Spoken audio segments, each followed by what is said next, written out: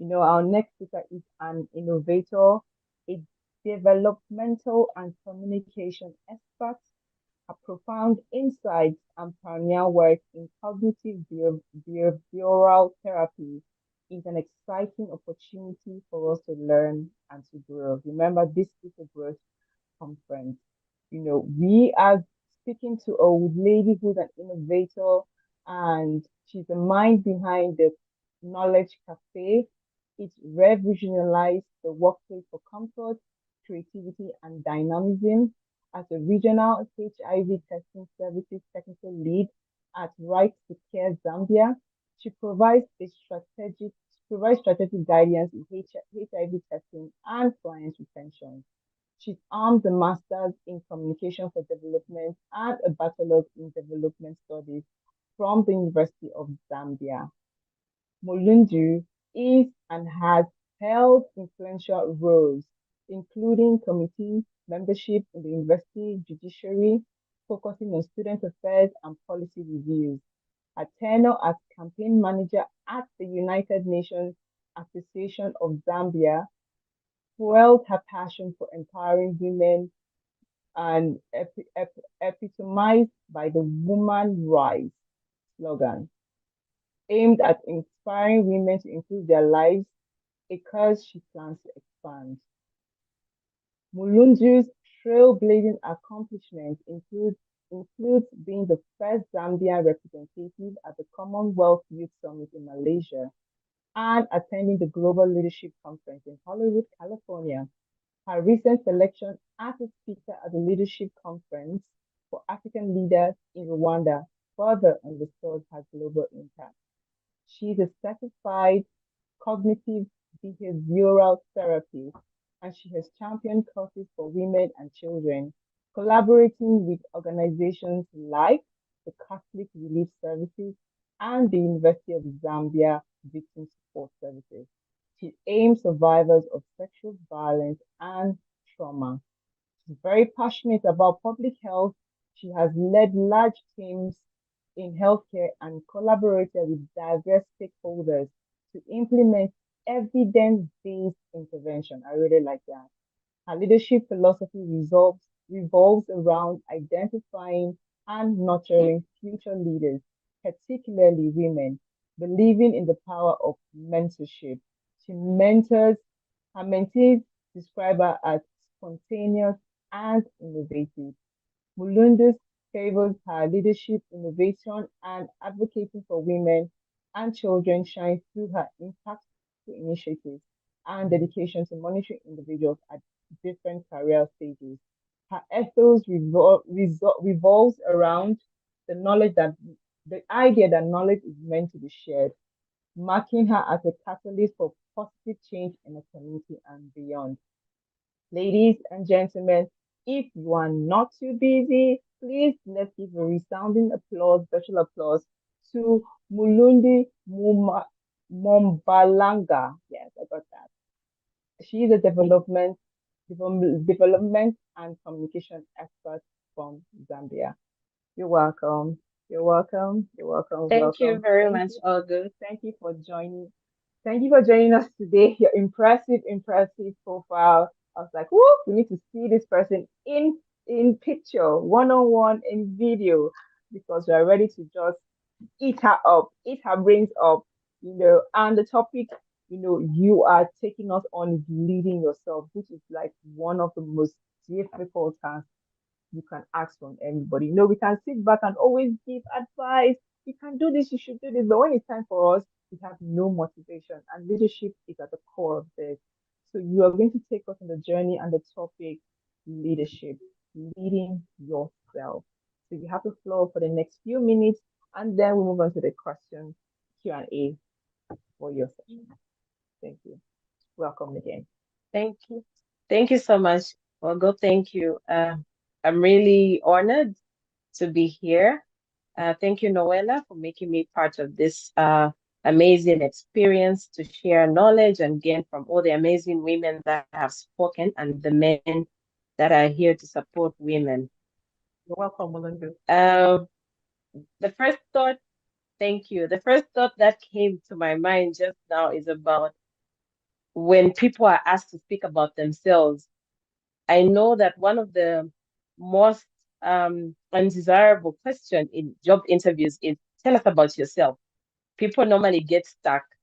Um, I have been avoiding that question for a while now. Every time I go for an interview and I'm asked to talk about myself, I'm thinking, oh, what am I going to say? But I believe after this conference and when I was asked to speak about self leadership, that is going to actually totally change. And I hope it's going to change for everyone. That should be actually everybody's favorite question. When you go for an interview, when you meet someone, you should actually be excited to talk about yourself.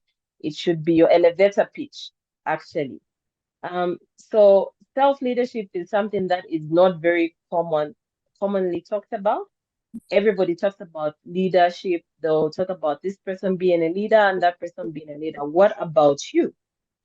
So for me, I believe self-leadership is the beginning of all leadership, the types of leaderships that we can ever think of. There is no way you can pour from something that you don't have. There's no way you can pour from an empty cup. If you don't have that self-leadership, it is actually very, very impossible for you to lead teams. Self-leadership is the ability for someone to actually control their behavior and thoughts. In psychology, we have what we call how we connect thoughts, feelings, and action. There's no way you can, when you think of something, there's obviously something that you feel, and there's a way that you are going to actually behave.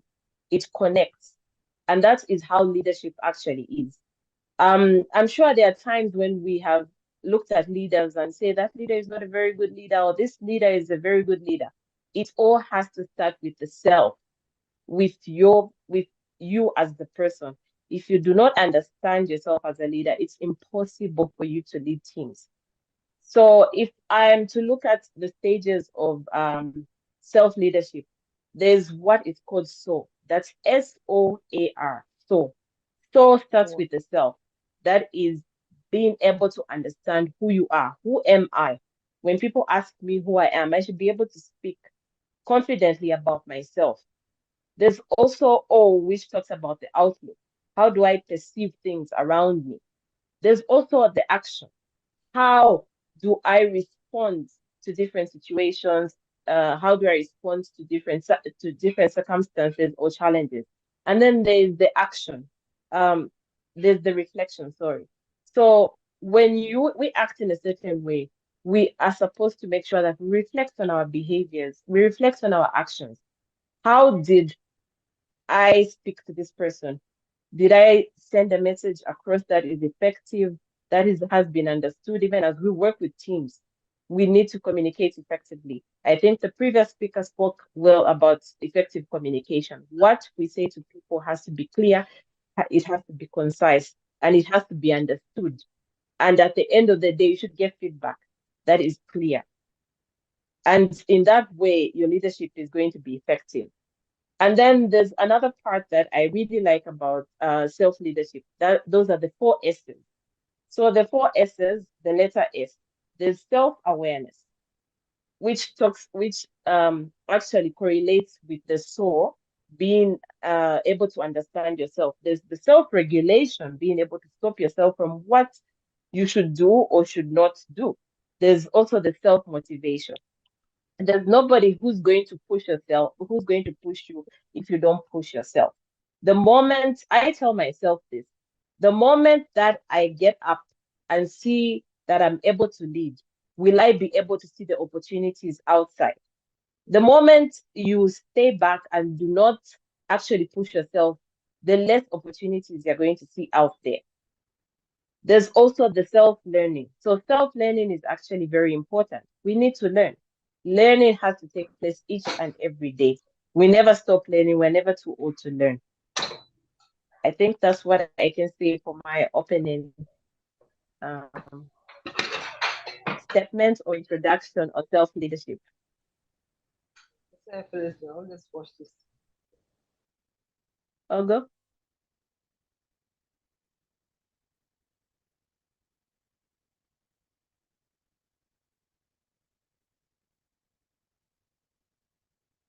We can move to the questions now. Good evening, everyone. I think Ogo may have a systems problem. She'll be back on very soon. But while we're at it, Mulundu, let me see if I can take any questions from the chat box. But while we're talking, I noticed my name is Chinwe. Well, I was the moderator for yesterday. Okay, Ogo, you're back. Please Yes, come I'm back back. on. Thank Sorry. you. Yes, Fantastic. thank you. Ogo is So back. sorry. Yeah, sorry about my network. I don't know if you can hear me. If you can hear me clearly. Yes, Can yes, you hear me I can. clearly, please? Can you hear me You clearly? are clear. Yeah. Yes, I can hear you clearly. Can you hear me? Yes, I can. Sorry about that. My network just went off a bit. Okay, I don't know if I missed anything, if you were done with the introduction of your topic. I don't know if you're done with that. Are you Yes, I was. with it? Yes, I Okay, am. okay. So we can go into the questions. Sorry about that. Apologies for that.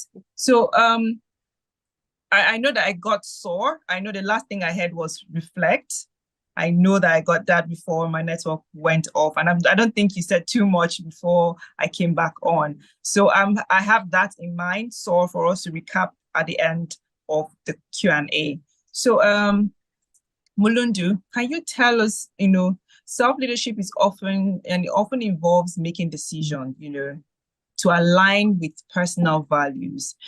Through our, session, we have been talking about self-leadership in different ways, but now we are capping in on the actual term that we want people to focus on. And we're asking, how can individuals clarify their values and use them as a guiding principles in their leadership for themselves, especially when faced with challenging choices. That's when you know if you have values or not. When challenges face you and say, what do I do now? How do I assert myself to say this is who I am in the midst of the chaos? So just take us through that. Okay, so the first thing that we have to do is understand what values are. What are values? There are all these definitions.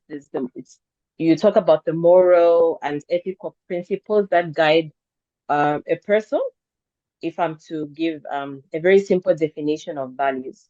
And the first thing that we have to do is understand, is to know what personal values we have. What are your values, Ogo? Values.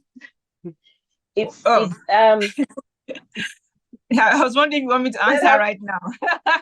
no, just pulling your leg. Okay. I want you to think about Yes, go on. your values. Yes, So usually when we work for if we're in an organization, there are these organizational values. Sometimes you have to memorize them, other times you forget. But what are your personal values? Each person needs to have values. And the starting point can be you have a journal, you have a book, it's rare.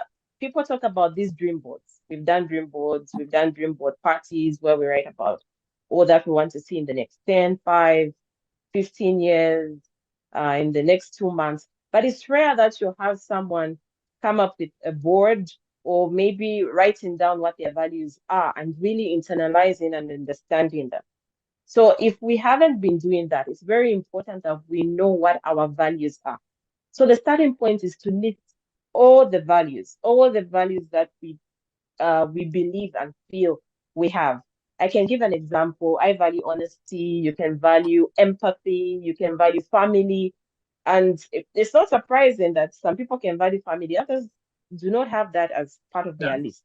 Yes. And when we understand the values and list them, how now we can answer the question that you have asked is, first of all, to really look at our experiences.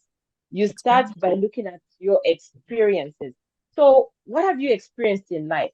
What have been the challenges that you've experienced and the good things that you have actually experienced? In those moments that you were having those experiences, what values were present? We need to reflect and see what values were present when we won, when we achieved that goal, be it a personal goal, be it an organizational goal, be it a family goal, what values were present? Was there empathy there? Was there honesty? Was there integrity?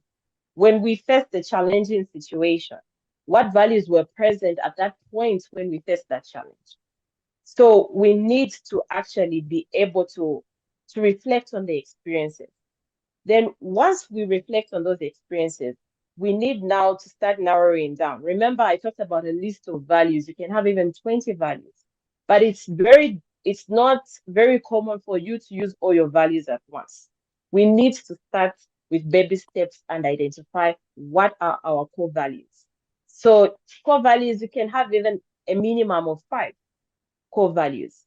So with those core values, you now have to prioritize which ones actually from the whole list, and you come up with the core values. You prioritize which values you're actually going to apply in your life, and then use them as guiding principles when faced with challenges, when faced with decisions that you need to make that are critical. Remember, there are times where people have quit jobs because they don't align with their values.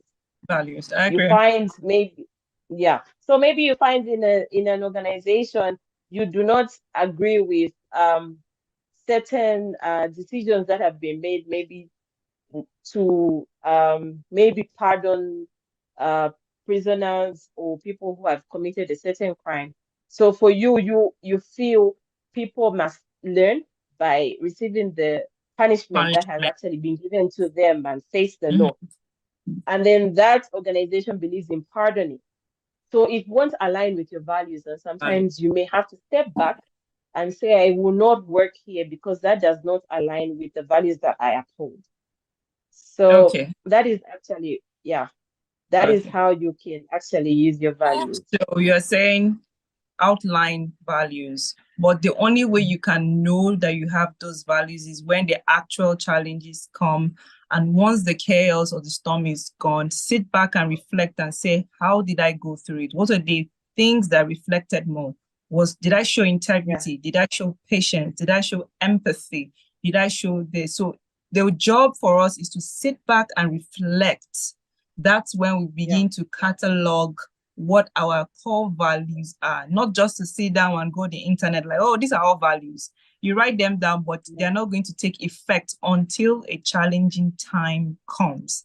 That's when we can zero in on our values. So when another time comes, we will zero in on those things that we have reflected on and hold on to them during those difficult times. I hope I, got that clearly for everybody to get on.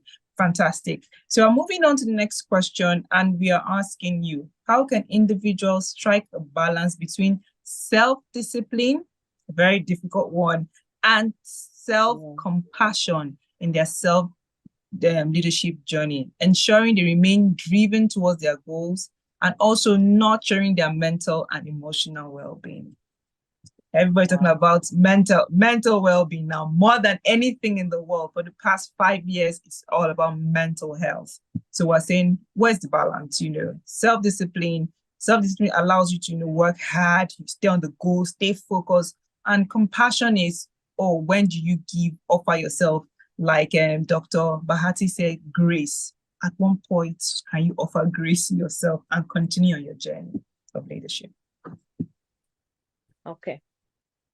So reminding everyone that we're talking about self-leadership, yeah. So as we lead, there are situations that we actually face which are very difficult. There's very little time that we give ourselves to face the negative consequences of our actions, our decisions, and sometimes we're too hard on ourselves. We want to give up. We say, no, I have failed. No, I'm not going to do this. And sometimes there won't be anyone to come and encourage you. You have to face situations on your own. So what we need to understand is there are times when things won't work out the way we want them to actually work out. Sometimes we are going to fail completely. We would have invested our time in a project, in friendships, in relationships, in work, in business, in different aspects of our lives. There'll be those moments.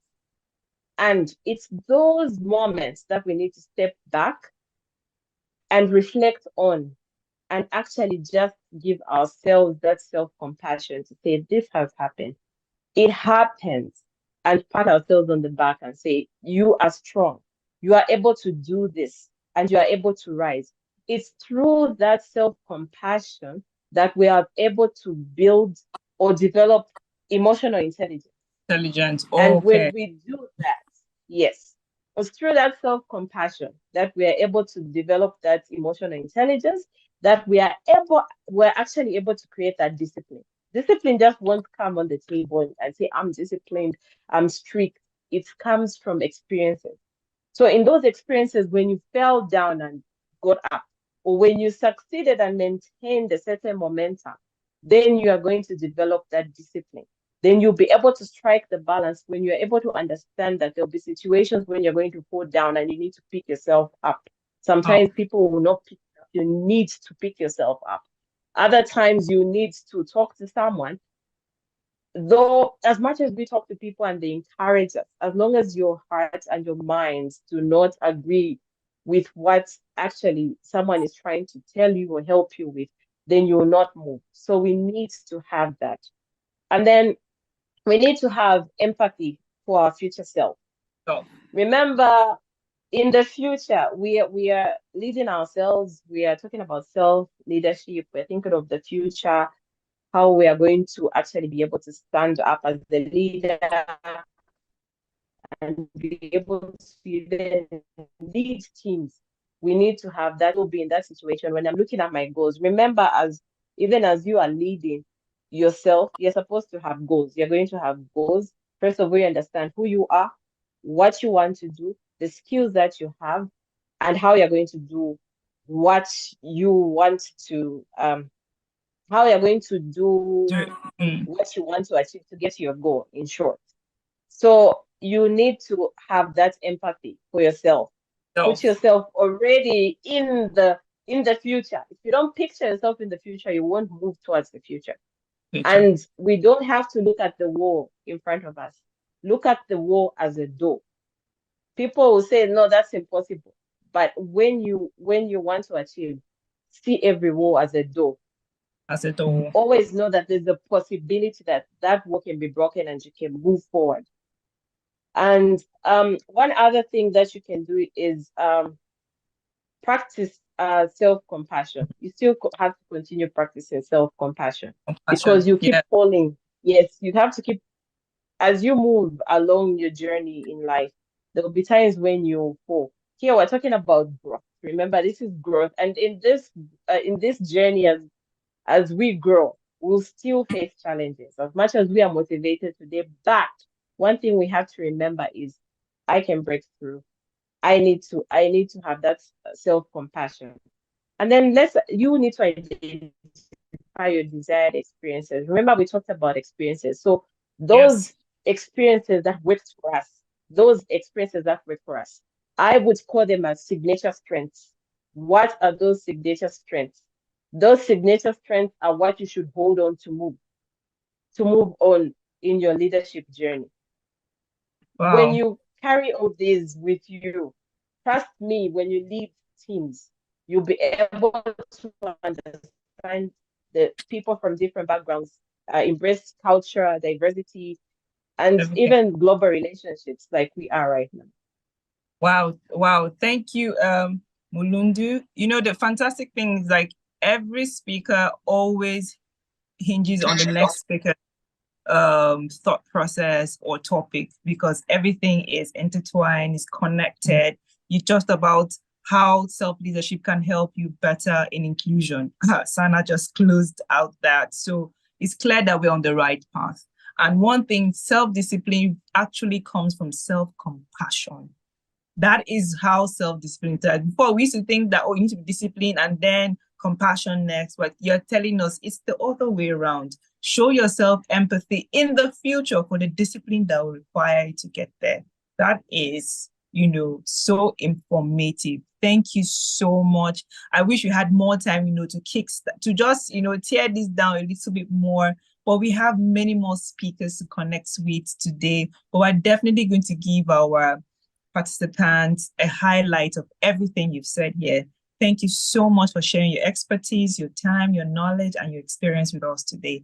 Thank you, thank you, thank you. Everyone, please a round of applause or virtual applause for Mulundu. Thank you so much for your time. Thank you, thank you. I've got one more comment on values. Okay. As I go. So I don't know if I said this. So there's a quote I read to say, once upon a time or at some point, Elvis Presley said, values are like fingerprints. We all have them, but they are different. So always know that the values that the next person has can be different from you, but we all have them. They're just different. And sometimes you can find that you have the same values, but your interpretation can be different. Thank you. Wow. Thank you. Thank you. Values are like fingerprints, but we all have them. Thank you so much. Thank you.